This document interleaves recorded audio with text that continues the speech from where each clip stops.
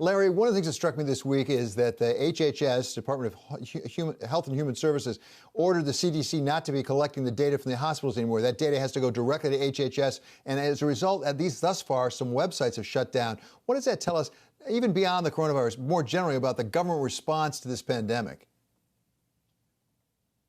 We're seeing the kind of state failure, basic breakdown of public functioning that scholars used to use in analyzing developing countries and explaining why they were poor and why they stayed poor and why they weren't able to push their economies forward and raise the life expectancy of their people.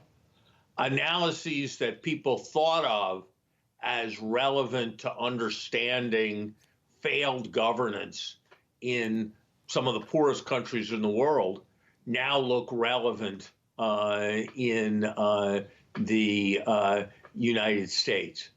A government that is legitimate is central to a healthy society.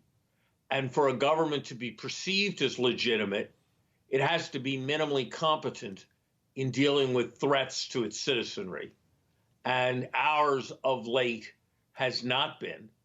And shutting down the flow of information to an institution like the Center for Disease Control is of a piece with withdrawing from the WHO, of a piece with saying that masks are a terrible thing, of a piece with recommending that people inject themselves with disinfectant.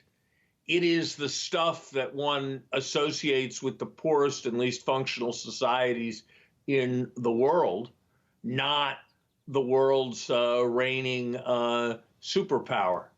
And more than any specific tactical decision, this breakdown in the functioning of federal governance is, I think, what is most troubling to me as I think about the country's future. The president has been beyond bad, and many of the people he has appointed have been beyond bad. But this has been coming for a long time in the unwillingness of our political leaders to adequately fund basic functions of government. Why should it be that we're only able to audit half as many tax returns of wealthy people as we were a decade ago? Why should it be that in the United States there are any bridges that collapse? Why should it be that American children lost IQ because they drank lead water with lead in it because that's what their government told them to do? I think that beyond the ideological debates about policy, central to the American project has to be reviving the basic competence of our government. So, Larry, you've raised questions before about the competence of the U.S. government. If the U.S. government's not getting it done to your satisfaction, is there strength in numbers? We have the G20 finance ministers going to meet under the auspices of the chairmanship of Saudi Arabia over the weekend. They're going to reportedly try to come up with a way of really shoring up the global economy. Do you have high hopes for that? I'd be tempted to call it a train wreck, but a train wreck is a more significant event than this meeting is going to be. Thanks to America moving from its usual role of an initiator and a leader of policy in the G20 to being a blocker of progress, we're not going to see serious discussion of providing financial assistance to poor countries that are in desperate condition. We're not going to see cooperation and agreement in how we're going to handle the global distribution of a vaccine. We're not going to see cooperation on taxing the world's richest companies that locate their income in cyberspace and don't pay any taxes. We're not going to see progress in, even though it's less in the headlines because of COVID, what is an epically important problem, climate change.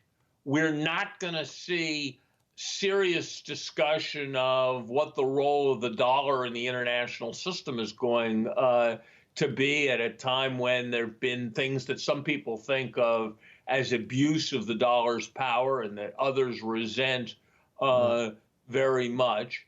None of the important global issues that it's the job of finance ministers to discuss are going to see genuinely serious discussion and any meaningful progress. David, I think when historians go back and write about this moment, one of the themes they are going to pick up is that in the economic area, it was a moment of extraordinary activity. Budget deficits, central banks lending money to everybody in sight, that it was a moment of extraordinary activity in response to COVID.